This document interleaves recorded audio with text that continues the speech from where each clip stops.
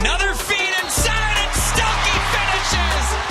Clark's 8th assist! Before she stepped on a single WNBA court, before arenas filled with record-breaking crowds, Caitlin Clark had already done the impossible. She won the marketing game. Still in college, still wearing an Iowa jersey, the biggest brands in America were fighting to put her face on their products. State Farm, Nike, Wilson, Gatorade. Community that's there for you every step of the way. State Farm is proud to cover greatness. How did she do it? What did she understand that no one else did? She didn't wait to prove herself on the professional stage. She became a commercial phenomenon first, rewriting the rules of athlete endorsements forever. This is the story of how one young woman turned corporate America upside down, and why every brand in the country is now racing to figure out what she saw before anyone else did. The girl from Iowa. To understand how Caitlin Clark conquered the advertising industry, you have to understand where she came from. Not the stats, not the highlights, the story. Because the story is what made everything else possible. She was a teenager in Des Moines, with a jump shot that defied logic and ambitions that defied expectation. She was launching three-pointers from distances that coaches tell players never to attempt, and she was making them, over and over, with a confidence that looked almost reckless until you realized it was not confidence at all. It was a certainty. She knew something the rest of us did not. She knew where the ball was going before it left her hand. But here is the part that matters for this story. Caitlin Clark did not just play basketball. She embodied something. She talked about being that little Iowa girl who dreamed big, real big. Where it all started. As a little girl in Iowa, Caitlin Clark's only option to play basketball was on the boys' team. She talked about possibility and turning it into reality. She talked about sacrifice, about missing her high school prom and not caring because she had somewhere more important to be. This was not media training. This was not a publicist crafting talking points. This was who she actually was, a dreamer who worked harder than anyone else to make the dream real. And that identity, that authentic narrative of ambition and hustle and belief, became the foundation of everything that followed. Brands were not just buying a player when they signed Caitlin Clark. They were buying a story. And stories, when they are real, are worth more than any highlight reel. The State Farm Revolution. The first domino fell in a way nobody expected. State Farm, an insurance company, not a sports apparel giant, not a sneaker brand, not a beverage company, became the first major corporation to recognize what Caitlin Clark represented. They signed her while she was still in college. They put her in a national campaign. They made her the first NCAA athlete, male or female. Day in college basketball, Iowa's Caitlin Clark became the leading scorer in the NCAA Division I basketball, woman or man, to ever appear in one of their commercials. Think about the risk they were taking. She had not proven anything at the professional level.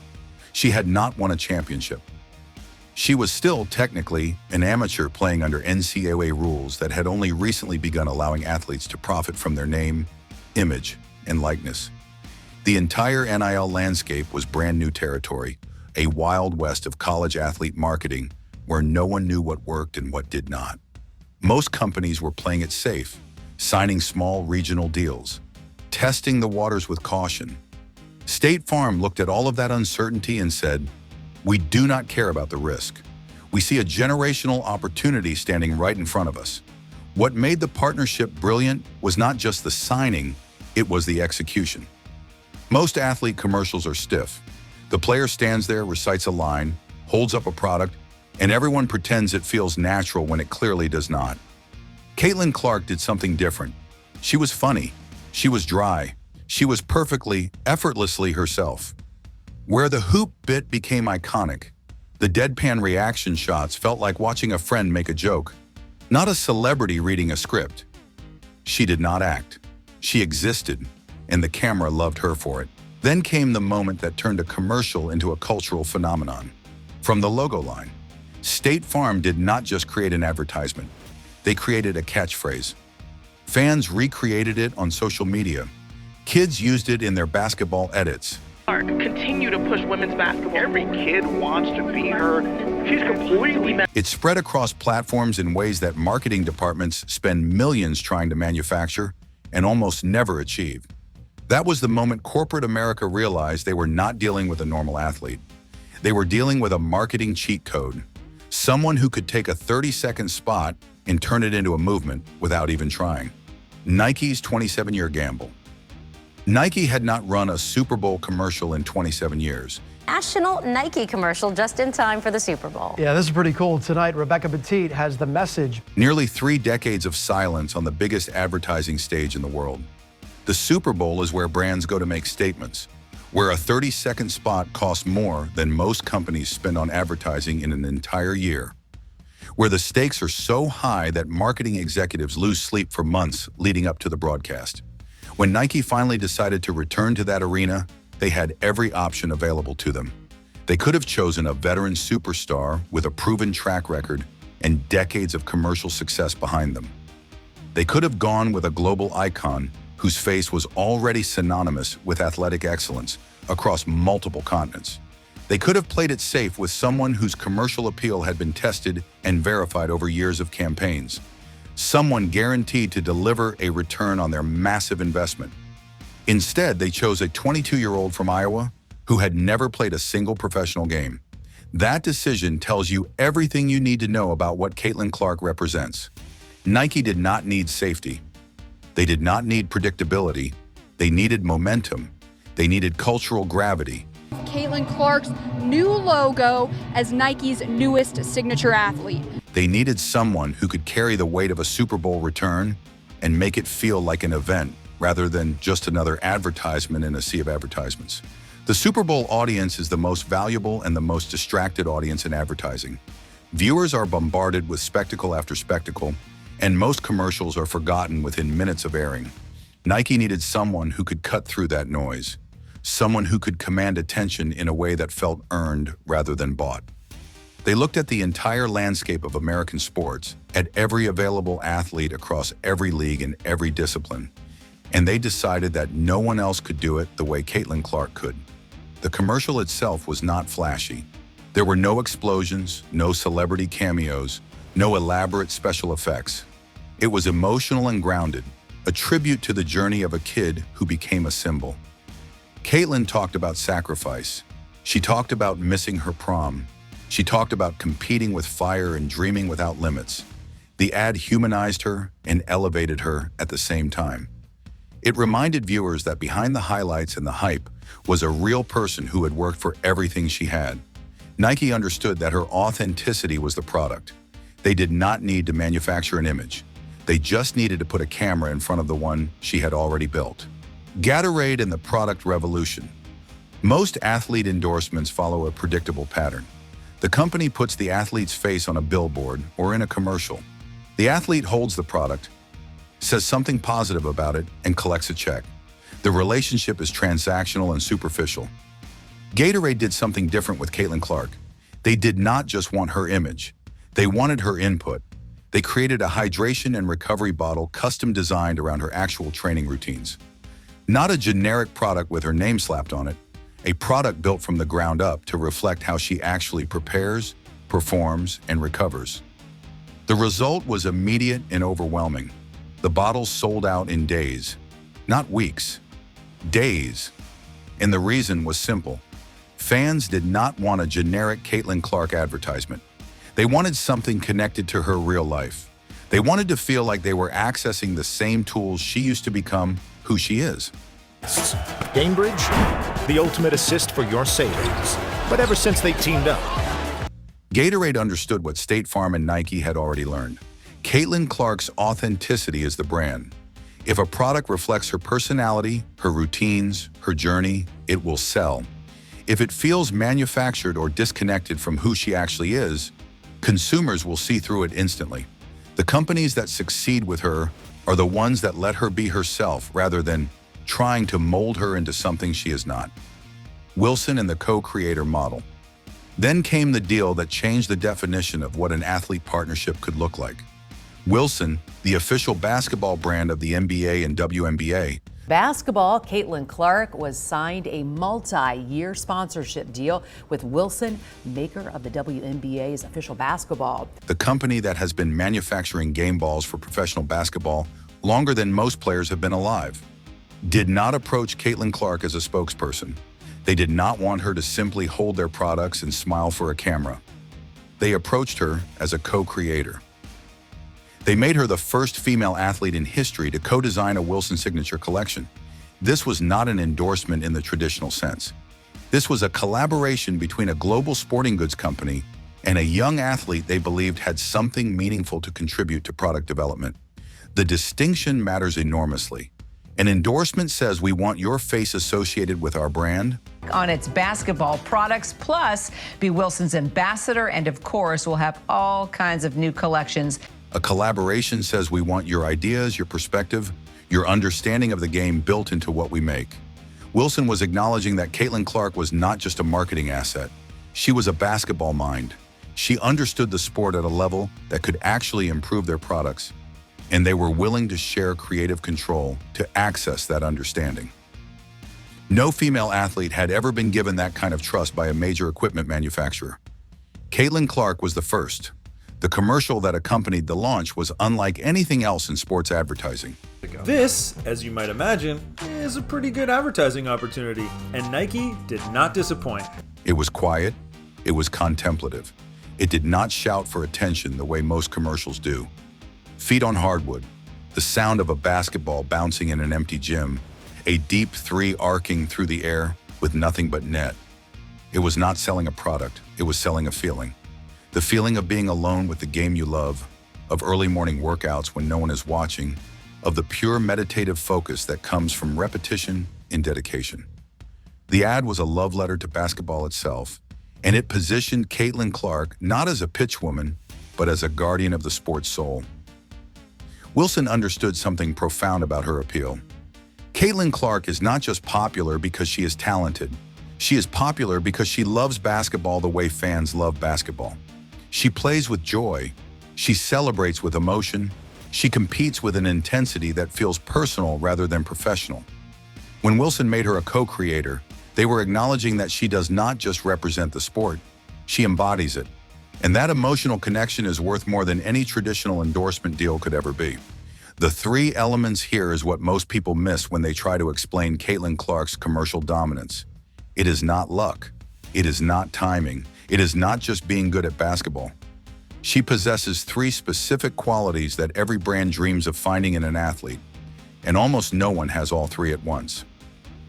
The first is natural camera presence. She does not force anything.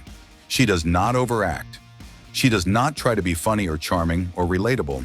She simply exists in front of the lens, and the authenticity radiates through the screen. Her comedic timing is instinctive, like her jump shot. Right side, now come back to your favorite spot again. It doesn't matter if there's a hand in her face contesting. She knows when to pause, when to react, when to let a moment breathe. Most athletes have to be coached through every second of a commercial shoot. Caitlin Clark just shows up and delivers. The second is emotional narrative. Her story, dreaming big, working hard, sacrificing everything, inspiring the next generation, is universal. It transcends basketball. I love Caitlin Clark. I play basketball, so it's just good to see how many people are starting to focus and look on women's sports and watch women's sports. It transcends sports entirely. Anyone who has ever wanted something badly enough to give up other things for it can see themselves in her journey. That emotional resonance is what transforms a commercial from forgettable to unforgettable. People do not remember products. They remember feelings. And Caitlin Clark makes people feel something. The third is cultural movement. When she does something, fans imitate it. They recreate it. They share it. They turn it into memes and edits and trends that spread across platforms without any corporate push. Brands spend billions of dollars trying to manufacture that kind of organic engagement, and they almost always fail. Caitlin Clark generates it naturally, effortlessly, just by being herself. That is the difference between an athlete who sells products and an athlete who creates moments. Products are forgotten the day after you buy them. Moments become part of how people remember an era. The record breaker. Let us be clear about what Caitlin Clark has already accomplished in the marketing world, because the records she has broken are staggering. Each one individually would be a career-defining achievement. Taken together, they represent a complete transformation of how the industry understands athlete value.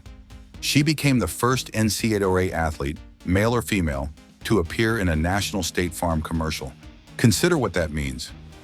State Farm has been running athlete commercials for decades. They have featured some of the biggest names in sports history, and they chose a college player to break new ground. She became the first woman to headline Nike's return to the Super Bowl after a 27-year absence. A top WNBA pick, Caitlin Clark, her first pro game 10 days away, but even before she makes her pro debut, she has a major Nike deal on the line. Nike could have chosen anyone on the planet. They chose her. She became the first female athlete to co-design a Wilson signature collection. A company that has been making basketballs for nearly a century decided that a 22-year-old had something to teach them about their own product. She became the first Gatorade athlete with a recovery-focused product launch built around her specific training methods. Not a generic endorsement, a custom product line. These are not incremental achievements. These are not small steps forward. These are transformations. Each deal represented a company deciding to do something they had never done before because Caitlin Clark made them believe it was worth the risk. Every deal she signs, every commercial she films, every product she launches pushes the entire landscape of women's sports forward. Here's Clark. Wow! You bet! She is lifting the WNBA's visibility in ways that years of traditional marketing could never achieve. She is giving the next generation of female athletes a model to follow, a proof of concept that this kind of success is possible if you are talented enough and authentic enough to command it. She is proving to corporate America that investing in women's sports is not a charitable gesture or a public relations move designed to make companies look progressive. It is a smart business. It is a profitable business. It is the kind of business that creates cultural moments and drives genuine consumer engagement. The ripple effects of her success will be felt for decades. Every female athlete who signs a major endorsement deal in the next 20 years will owe something to the path Caitlin Clark carved. She did not wait for permission. She did not wait for the industry to decide she was ready. She showed up, performed at an extraordinary level, and forced the market to adapt to her rather than the other way around. What comes next? After Nike, State Farm, Wilson, and Gatorade, the question that every marketing executive in America is asking is simple. What is left to conquer? The answer should terrify her competitors and excite her fans. Everything. Everything is left. Caitlin Clark has no ceiling.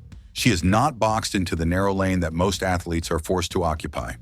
Traditional sports marketing says basketball players sell sneakers, energy drinks, and athletic apparel. That is the playbook. That is what the industry understands. But Caitlin Clark has already proven she does not follow playbooks. She rewrites them. Her appeal is broad enough, authentic enough, and culturally powerful enough to transcend any single product category. She can sell lifestyle brands to young professionals who see her as a symbol of ambition. She can partner with technology companies looking for someone who represents innovation and fearlessness. She can work with financial services brands targeting a generation that wants to see themselves reflected in the people selling them products. She can anchor streaming content, documentary series, media ventures that turn her story into entertainment beyond the court. The brands circling her right now are not just sports companies anymore. Apple is watching, Netflix is watching, Amazon is watching, major banks, luxury fashion houses, tech startups looking for credibility, media companies hungry for content that connects with younger audiences. They are all studying what State Farm and Nike understood early. Caitlin Clark is not just an athlete endorsement. She is a cultural bridge to an audience that traditional advertising cannot reach. The only questions remaining are which company moves first, how unprecedented the deal structure will be, and whether the rest of the industry can learn fast enough to keep up. Because whoever lands her next is not just signing an athlete. They are buying a front-row seat to the future of American marketing. Before she stepped on a single WNBA court, before arenas filled with record-breaking crowds, Caitlin Clark had already done the impossible. She won the marketing game. Still in college, still wearing an Iowa jersey, the biggest brands in America were fighting to put her face on their products. State Farm, Nike, Wilson, Gatorade. How did she turn the rules of athlete marketing upside down before even turning professional? And what did she understand about connection, culture, and influence that the rest of the sports world had missed? She didn't wait to prove herself on the court. She became a commercial phenomenon first, rewriting the playbook for endorsements forever. This is the story of how one young woman from Iowa forced corporate America to catch up to her vision, and why every brand is now racing to understand what she saw before anyone else did.